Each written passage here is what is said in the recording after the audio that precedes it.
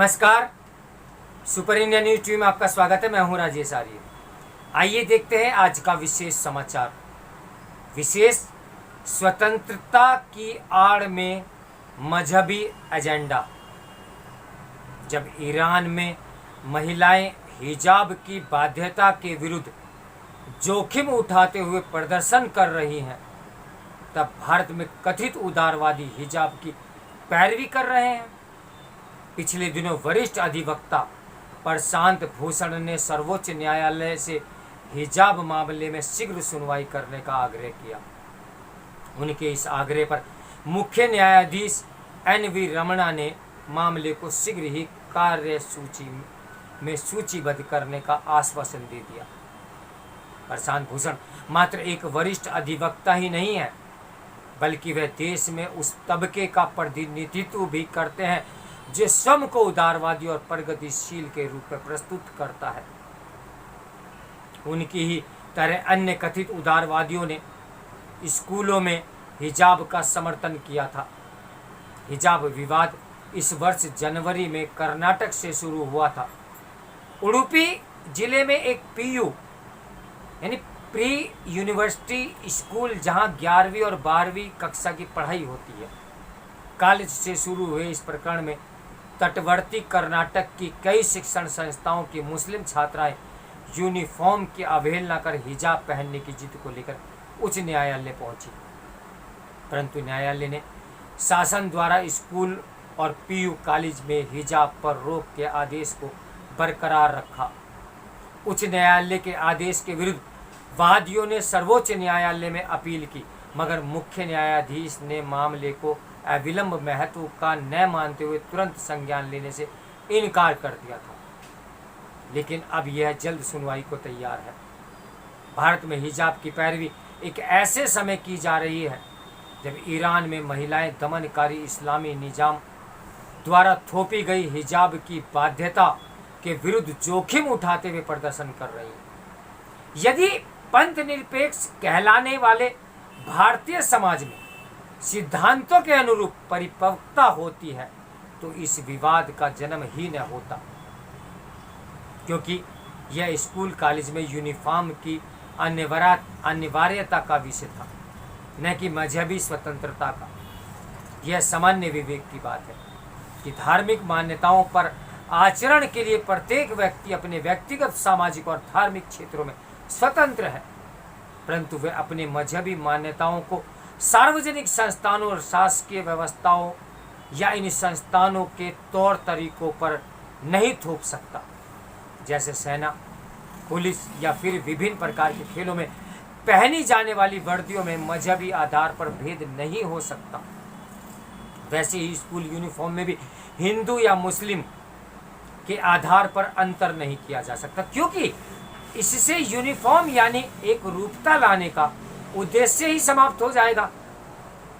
स्कूलों में यूनिफॉर्म का महत्व इसलिए भी है कि स्कूली शिक्षा का बहुत बड़ा उद्देश्य देश के ऐसे नागरिक तैयार करना होता है जिनमें कुछ मूलभूत समान मूल्य हो। दिग्गज उदारवादी मिल्टन फ्रीडमैन ने इस बात के महत्व को समझते हुए कहा था कि कुछ समान मूल्यों का व्यापक स्वीकृति के बिना एक स्थिर और लोकतांत्रिक समाज की कल्पना असंभव है।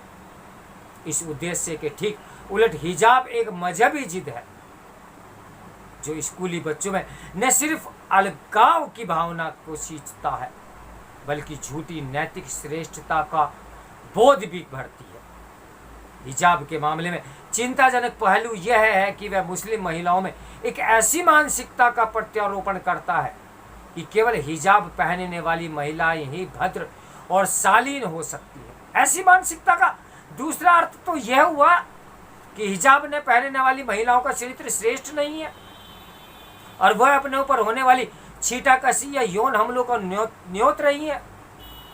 मुस्लिम पुरुषों द्वारा गैर मुस्लिम महिलाओं और बच्चियों पर आए दिन होने वाले यौन अपराधों की संख्या इतनी अधिक है कि उस मानस पर उस विकृत सोच के दुष्प्रभाव से इनकार नहीं किया जा सकता। इस प्रकार के कुत्सित सोच को स्कूली छात्र छात्राओं में बढ़ावा देना न सिर्फ इस्लामी रूढ़िवादियों के हाथों में खेलना होगा, बल्कि पंथ निरपेक्षता के आदर्शों से बेईमानी भी हो। हिजाब को व्यक्तिगत स्वतंत्रता का मुद्दा बनाने वाले भारतीय या पश्चिमी उदारवादी ये भूल जाते हैं कि हिजाब जिस सामाजिक दबाव के जरिए पितृसत्तात्मक रूढ़िवादी या मजहबी कट्टरता को बढ़ावा देता है, वह पहनावे के स्वतंत्र चयन में स्वयं सबसे बड़ा बाधक है। कनाडा में अक्सा परवेज से लेकर ईरान में सैयद हैदरी तक महिलाओं की लंबी सूची है जिन्हें हिजाब न पहनने के कारण उनके ही घर वालों ने मार दिया। हिजाब का समर्थन असल में मजहबी समूह की भावनाओं का समर्थन है, निजी स्वतंत्रता का नहीं। बड़ी विडंबना है कि जिस हिजाबी अमल को अफगानिस्तान का तालिबानी शासन लड़कियों को पढ़ाई से दूर रखने के लिए कर रहा है, उसी हिजाब को भारतीय मुस्लिमों का एक वर्ग उदारवादियों की मदद से मुस्लिम लड़कियों की पढ़ाई के लिए एक अनिवार्य शर्त बनाना चाहता है। यह भी बड़े शर्म की बात है कि हिजाब को भारतीय उदारवादियों का समर्थन तब मिल रहा है जब कट्टरपंथी मुस्लिम सार्वजनिक मंचों पर ऐसी चर्चा कर रहे हैं कि कैसे हिजाब से एक बाल भी बाहर निकलना या फिर हिजाब पर परफ्यूम लगाना फिला यानी बगावत और शरारत है। यही उदारवादी मायनों में ऐसी कोई भी सामाजिक कुरीति जो किसी वर्ग में अलगावहीन भावना या शर्मिंदगी भरे तो वे निजी चयन का विषय कतई नहीं हो सकती। ये कोई दबी छिपी बात नहीं है कि विद्यालयों में हिजाब पहनने से लेकर शुरू हुई जिद पर लगातार आक्रामक होते जा रहे मजहबी एजेंडे का हिस्सा है, जिसके तहत स्कूलों सहित सभी सार्वजनिक संस्थानों पर इस्लामी परंपराएं थोपने का प्रयास जारी है। इसी जिद के चलते ही जाम ताड़ा जैसे मामले देखने को मिले हैं, जहां मुस्लिम आबादी बढ़ने पर लगभग 100 विद्यालयों में रविवार की जगह शुक्रवार को साप्ताहिक अवकाश का दबाव बनाया गया। इसी तरह झारखंड में ही गढ़वा से अधिसंख्य मुस्लिम आबादी होने का हवाला देकर प्रार्थना बदल दी गई। हिजाब मामले में सुप्रीम कोर्ट का फैसला कुछ भी हो, कर्नाटक के तटवर्ती शहरों से शुरू हुई हिजाब की मुहिम के विशुद्ध मजहबी एजेंडे होने की पुष्टि इससे होती है कि इसके पीछे PFI और कैंपस फ्रंट ऑफ इंडिया जैसे चरमपंथी मुस्लिम संगठनों का हाथ माना गया तथा कथित उदारवादियों का इस कट्टरपंथी अभियान को समर्थन यही बताता है कि वे अपने राजनीतिक पूर्वाग्रहों के चलते पूरी तरह सिद्धांत विहीन हो गए हैं। तो मेरे साथ बने रहिए सुपर इंडिया न्यूज़ टीवी की ब्रेकिंग न्यूज़ के लिए। नमस्कार, मैं हूं राजेश आर्य। समाचार के लेखक हैं विकास सारस्वत।